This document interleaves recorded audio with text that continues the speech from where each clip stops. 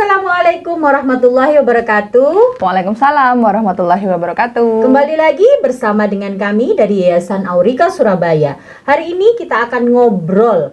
Kembali lagi bintang tamu kita Bu Eli ya. Nah, obrolan kita hari ini tentang perilaku mendengar untuk anak intervensi dini atau untuk anak yang usianya 6 bulan atau sekitar 1 tahun sampai 1 tahun, 2 tahun gitu ya, masih bayi. Nah Bu Eli, kita mulai saja ya obrolannya. Bu Eli, sebenarnya untuk sesuai dengan tema kita hari ini, seberapa penting sih perilaku mendengar itu untuk anak gitu Bu Eli? Secara umum, perilaku mendengar ini memiliki nilai penting yang sangat besar Bu Iva. Kenapa? Karena sebelumnya anak-anak ini kan belum diintervensi menggunakan teknologi pendengaran. Sehingga mereka belum terbiasa untuk mendengar atau berespon terhadap stimulus bunyi atau suara. Sehingga ketika anak-anak ini memakai teknologi pendengaran pertama kali, mereka itu tidak otomatis langsung aware atau peka gitu ya terhadap bunyi. Jadi seringkali justru cuek. Mereka tetap asik dengan aktivitasnya. Padahal jika itu terjadi, bahasa yang kita sampaikan secara lisan ini nggak akan masuk gitu.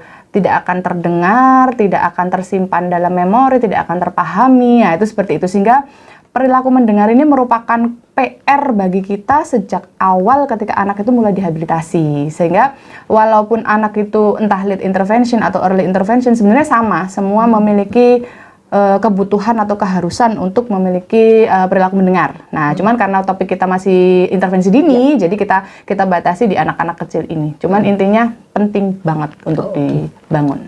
Ya, oke. Nah, sekarang Bu Eli ini kan sering nih pegang anak-anak yang terapi ya, istilahnya yang dihabilitasi dengan Bu Eli itu yang anak-anak yang usianya 1 tahun, 2 tahun gitu ya, 6 bulan pun ada. Nah, kalau untuk anak yang masih usia 1 sampai 2 tahun ini gimana ya Bu Eli ngelatihnya untuk fokus dia supaya dapat perilaku mendengar, fokus mendengar itu seperti apa ya Bu Eli? Sebelumnya mungkin cerita dulu ya Bu Iva bahwa dinamika yang saya alami ketika megang anak-anak kecil yang lucu-lucu imut-imut ini tuh yang bikin susah pertama kali adalah mereka tuh lincah banget gitu ya, lincah banget geraknya. Jadi untuk di sesi terapi yang biasanya tuh duduk, itu yang bikin susah adalah mereka belum dimulai udah turun, belum dimulai udah lari, belum dimulai udah merangkak gitu ya, belum dimulai udah bisa pengen, bayangin sih ya. udah heboh banget gitu. Jadi hal-hal yang seperti itu membuat kita sulit dong ya pasti untuk ngasih stimulus. Jadi memang untuk dinamika yang kami alami adalah seperti itu. Sehingga bagaimana caranya? Yang pertama pasti kita ngasih mainan-mainan atau peraga yang anak kecil tuh pasti suka. Ya. Sehingga anak ketika dia ngelihat itu kayak eye catching. Dia tuh pasti nyimak. Nah, itu seperti itu. Jadi yang pertama adalah peraganya kita pilihkan sesuai minat anak. Jadi sebelumnya kita tanya dulu kesukaannya apa nih mah gitu. Kemudian yang kedua adalah harus sepi. Jadi memang harus sepi banget. Pilih tempat-tempat yang memang nggak terlalu berisik, nggak terlalu menarik perhatian. Jadi sepi itu dalam tanda kutip tidak hanya sepi dalam aspek suara, tapi juga sepi dalam arti visualnya. Karena kalau udah rame, anak tuh ngelihat mainan di sini tuh udah kayak mau menjarah gitu. Wah, udah makin udah lari, udah karuan udah. Jadi sepi itu juga dua makna ya yang saya maksud itu. Tidak hanya auditori tapi juga visualnya kita minimalisir nih. Kosong. Jadi artinya saat kita menghabilitasi, Bu Eli kan sesuai dengan pengalamannya Bu Eli ya. Jadi benar-benar yang harus diperhatikan itu adalah satu, selain itu suasananya yang juga sunyi dan juga visualnya ya, mungkin gambar, betul. mainan yang memang anak-anak suka. Misalnya gambar superhero gitu kan ya, dia suka. Oh, pasti dia akan ke situ tuh fokusnya ke situ ya. Bahkan kadang tuh gini, bros aja. Ini kan saya nggak pakai bros. Jadi memang saya sengaja tidak pernah pakai bros karena bros sekecil apapun, sesederhana apapun, anak kalau udah ngeliat udah iya ya. Pengen ngambil. Jadi ditarik-tarik. Wah, ini fokusnya udah lain. Jadi memang saya minimalisir. Pokoknya semua stimulus yang itu akan menarik perhatian saya minimalisir. Oke. Nah, Bu Eli, kalau pegang anak-anak itu kan ya seperti yang Bu Eli sampaikan tadi ya, kadang nangis, kadang lari-lari gitu kan, kadang minta jajan. Ya, betul. Mama jajan. mama gitu. Saya bisa Bu bayangin Eva. sih. Bayi bisa bayangin banget. Dot Nah, benar. Minta susu gitu kan. minta Kita kan minum pernah, dot. pernah lihat ya video itu kan, video di salah satu yang sering, kadang kan kita sering observe anak kan, kita kumpul gitu kan, kita lihat anak, oh ini kok tiba-tiba di tengah sesi itu kan minum susu gitu kan, tiba-tiba dia nangis gitu kan, tiba-tiba dia lari gitu. Nah, caranya gimana ya Bu Eli? Itu kan masih kecil banget gitu kan. Ya, apakah itu harus, oh nggak usah minum susu dulu, oh jangan lari deh, atau gimana Bu Eli? Atau dipaksa duduk, Nah, diikat benar, gitu. gitu. Meronta dia langsung trauma. Jadi kalau untuk anak-anak usia dini memang yang pertama kita harus follow dia ya, follow dia. Dia pengen apa sih itu. Cuman catatannya adalah memfollow anak pun tidak serta-merta full memfollow. Kita tetap harus men-setting supaya anak-anak ini walaupun mainannya adalah pilihan dia, tapi aturan main ikut kita. Oh. Gitu. Walaupun dia lagi pengen minum susu sambil ngedot sambil gendong, oke, tapi aturan main ikut kita. Dalam arti misalkan gini, anak tuh lagi minum susu nih, ngedot. Kebetulan dia masih baby ya, masih 1 tahun. Tapi anak ketika minum susu itu kan dia konsentrasinya lumayan bagus, Bu Iva. Sehingga ketika kita menyuarakan sesuatu, anak sambil digendong, sambil ngedot, terus mamanya bilang, lihat tuh ada pesawat. Anaknya tuh ngelihat. Gitu. Bisa itu yang pertama. Atau yang kedua, kita manfaatkan minum susu itu. Oh, minum susu ya. Adik mau minum susu. Segar ya susunya. Oh, adik haus. Nah, itu dia masih masuk. Artinya kita follow dia, tapi bahasa tetap dia ikut kita. Oh. Karena kan itu lumayan jaraknya dekat, dia sedang konsen, dia nggak lari, Iya, jadi nggak apa-apa kita manfaatkan. Jadi kadang kita follow dia, tapi aturan main ikut kita. Oke, berarti mau tidak mau kita yang pegang kendali ya. Betul. Kita betul. yang harus dan di sini juga orang tuanya harus paham benar ya Bu Eli, bagaimana caranya untuk pegang kendali itu seperti apa, targetnya seperti apa gitu ya. Ngambil momen, ngambil momen betul. karena kita nahkodanya. Pernah Bu Iva, anak kecil itu udah bosen nih sama mainan ya. Waktu itu udah mainan, namanya anak kecil kan dia konsentrasinya terbatas, jadi bosen. Dia tuh duduk di kursi sambil ngadep tembok. Nah itu kan gimana ya, mamanya udah gimana ini Bu Eli? Udah sibuk pengen dudukin. Nah waktu itu saya akhirnya memperkenalkan kata cepat, pelan, gerak, stop, itu dari kursi itu. Jadi anaknya itu saya goyang-goyang, goyang, stop. Nah ternyata dia perhatian, dia akhirnya balik lagi, ngadep depan, terus nyimak saya. Kayak ibaratnya tuh wajahnya tuh pengen lagi kayak gitu loh. Oh, mau lagi. Oke, goyang, stop. Nah, dari situ akhirnya orang tua, oh berarti kita bisa apa aja ya. Karena kan bahasa itu luas ya, bahasa itu luas. Kadang kalau kita terpaku dengan mainan yang kita siapin, Benar. itu kita panik, ngeblank malah nggak jadi apa-apa. Oke, betul juga ya. Nah, kadang harus ngikutin itu juga, cuman bahasa. Jadi ibaratnya kita tuh langsung tek. Bahasa ini deh yang tak masukin, gitu. Iya benar juga ya. Jadi kita itu harus benar-benar switch gitu ya. Cepet switch. Oh ini karena kembali lagi anak-anak yang masih usia balita, terutama 1 tahun, dan itu kan juga perilakunya tidak bisa kita langsung kita fokuskan untuk duduk gitu misalkan gitu ya. Nanti kan anaknya juga takut gitu ya Bu. Dan anak-anak itu unpredictable. Iya, benar sekali. Ketika yang saya ceritakan tadi, ketika anak-anak itu udah main kursi goyang itu, dia kan udah menyatu ya dengan kita. Dia udah ngeblend, dia ngerasa kayak, oh ternyata aku udah cocok nih sama orang ini. Akhirnya dia nurut loh. Jadi setelah itu terjadi, akhirnya saya punya mainan apa gitu, dia mau dengerin. Gitu. Dan yang kedua, kalau misalkan masih nggak berhasil, biasanya saya pakai mainan tuh saya masukkan kerudung ini, gitu ya. Terus saya suruh ngeraba. Awalnya kan dia harus sibuk. Saya ambil tangannya, saya suruh ngeraba. Terus dia, apa ya? Sambil saya bunyikan. Terus dia langsung gini, apa ya? Ada kuda. Terus dikeluarin. Nah itu lumayan bisa mengerem lincahnya dia itu tadi. Oke. Jadi mungkin itu. Tadi kan banyak strategi sebenarnya. Dan itu kalau saya sih mikirnya susah banget gitu ya.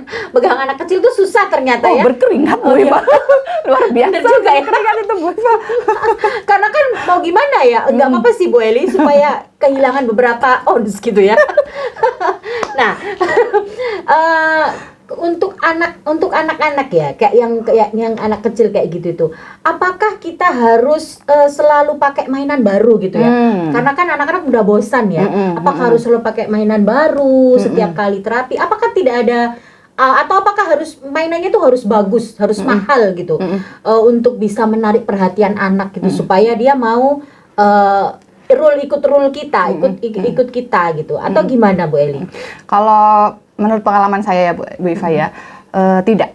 Jadi saya itu untuk anak-anak kecil itu tidak selalu pakai mainan. Justru saya itu sering mempergunakan diri saya dan diri anak. Artinya walaupun mainan ini udah nggak ada, ibaratnya anak udah nggak mau semua. Kadang kan unpredictable masalah mood swing ya. Kalau udah ke ruang terapi, kurang tidur atau kurang makan, misalkan anak-anak kan mood swingnya banget. Itu saya cuma pakai tangannya dia. Tangannya dia saya ambil, saya taruh di kertas, kan pasti ada lesson plan Bu Iva. Lesson plan itu saya balik, kan masih ada kertas kosong. Langsung saya masukin, saya pakai bolpen, saya nyanyi. 5 jari, jari kananku. Itu dia udah. Wah, itu dia nggak bergeming, dia langsung gini. Terus satu lagi, 5 jari, jari kiriku. Wow, Ku gabung jadi satu. Itu dia sudah.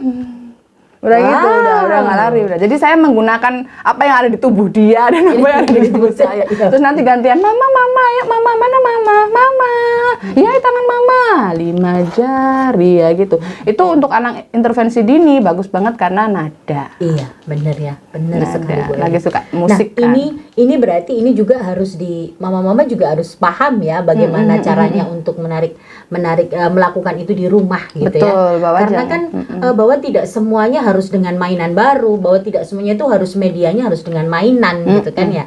Banyak hal-hal aktivitas yang mungkin tanpa kita tahu itu mengasihkan buat anak. Berarti mamanya harus kreatif juga ini ya Bu Eli ya kalau di rumah gitu ya. Dan tenang. Karena kalau kita panik, waduh, gimana nih targetku ngajarin pesawat, kok dia nggak mau, kok pesawatnya dilempar, waduh targetku ngajarin mobil, kok mobilnya dibuang, waduh gimana nih. Nah itu kita harus tenang dulu, kita jangan panik, artinya jangan terpaku sama itu aja. Ditenangkan dulu anaknya, menyatu dulu dengan kita, happy dengan kita, pasti itu bisa masuk tuh pesawat. Gitu. Contohnya ya anak yang saya ceritakan tadi, ini udah tenang nih, udah tenang, udah beres, udah seneng, moodnya balik, saya masukin pesawat dia mau. Oke, salah satu tips untuk orang tua di rumah. Jadi nggak selalu mainan. Nggak selalu mainan ya dan mahal. Nah, Bu Eli, kalau untuk orang tua nih, kalau sehari-hari tuh melatih perilaku mendengar ini, apakah misalnya kadang-kadang kan ada orang tua yang berarti kalau itu anak harus fokus itu berarti dia harus duduk di meja dong, harus benar-benar siap belajar gitu kan. Nah, kalau apakah harus seperti itu Bu Eli atau apakah bisa dengan sehari-hari gitu? Gimana caranya Bu Eli?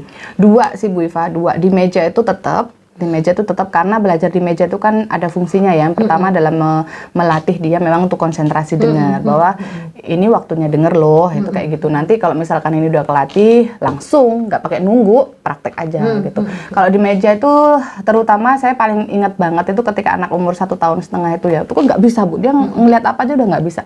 Nah, pada suatu waktu tuh dia tertarik sama satu mainan, tertarik banget, padahal sederhana, cuma ring kayu yang menurut saya nggak menarik, tapi dia suka. Akhirnya saya gunakan kesempatan itu untuk melatih dia conditioning pertama kali setelah dia switch on kurang lebih 2 minggu.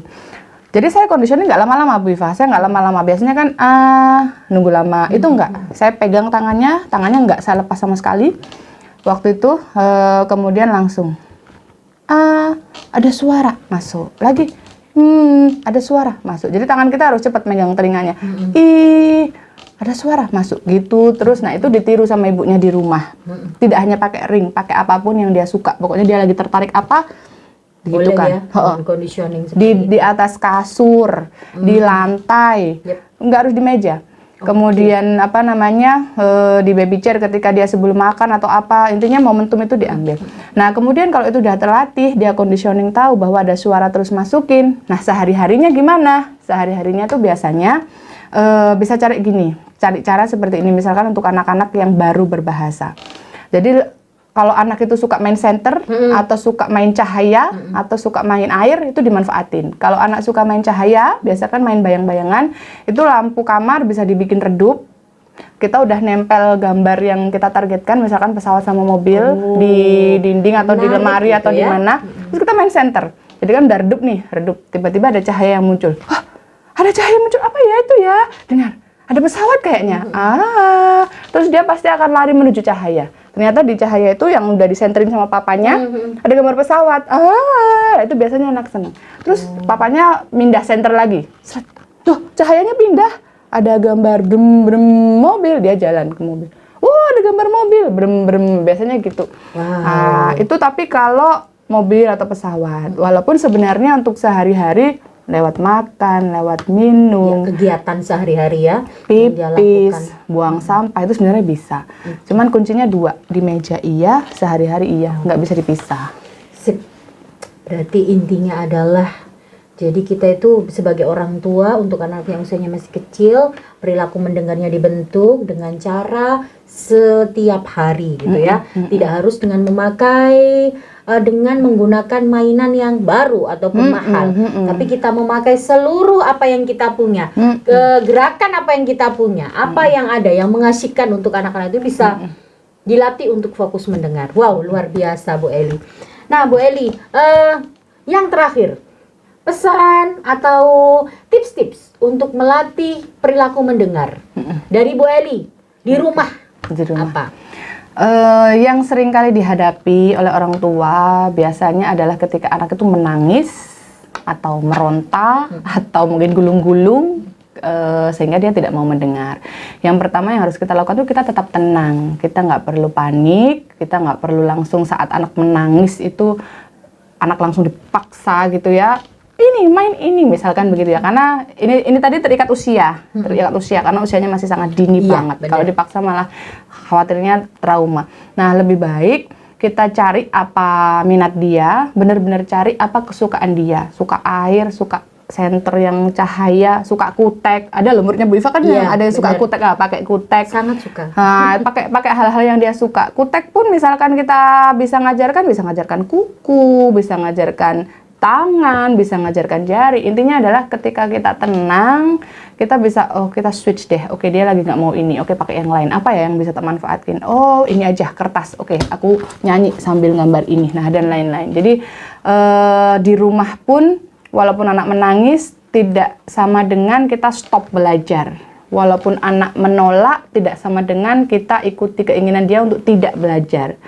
Melainkan kita alihkan perhatiannya ke hal-hal yang dia suka, kita buat diri kita supaya menarik untuk anak, sehingga anak mau mendengarkan kita. Jadi jangan stop walaupun anak itu menangis, jangan stop walaupun anak itu menolak. Tetap kita paksa dalam tanda kutip dengan cara yang smooth. Oke, sip.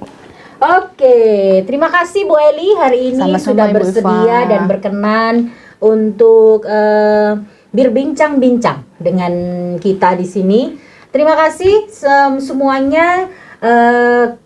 Kita akan berjumpa lagi di lain kesempatan dan di lain tema yang lebih menarik lagi.